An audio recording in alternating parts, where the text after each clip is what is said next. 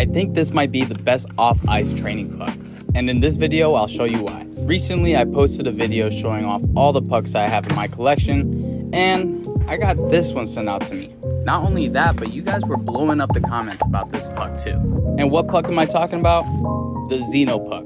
Within the package there are a few cards that really delve deep into the background of the Xeno Puck, and it really tells you that this puck is really meant for some off-ice training. And I also saw that they started up in South Florida, so it's cool to see that they're local.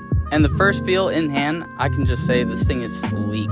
There were people mentioning that it could slide on rugs, and we're going to test that out later. Now compared to an actual ice puck, which is what I have here, they weigh the exact same. And whenever it comes down to stick handling, this makes a big difference because you get a way different feel with the puck. Now it's time to put these pucks to the test. We're going to be using these 3 pucks, and we're going to be testing them on a concrete slab that has a pretty rough surface, which is perfect for a typical driveway session. Now before we use this puck, look how shiny, glossy, it looks super clean. We're going to try and use it out for a little bit, and we're going to inspect it afterwards. First up is the ice puck, and no doubt here, we know this was not going to work. Now for the green biscuit, which was my go-to. This thing glides really well on this surface, but the one thing about it, it is very light. And because of it being light, you're not going to really get that same feel as an ice puck.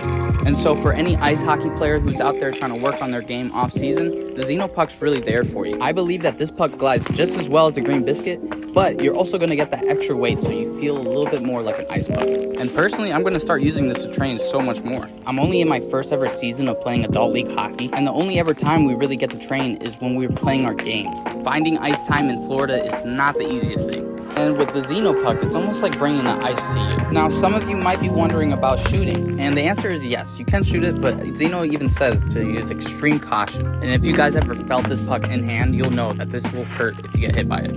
Now, after using this puck outside for a few minutes and really putting it to the test, this is what it looks like.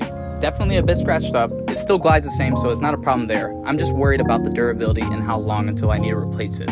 And for those who heard in the beginning of the video that this puck could glide on a rug, here it is. Now just for reference, the ice puck on the rug, you guys can see it really doesn't do too well. Even my dog was a little bit confused with what I was doing. Now let's switch over to the Xeno Puck and really see how this thing performs.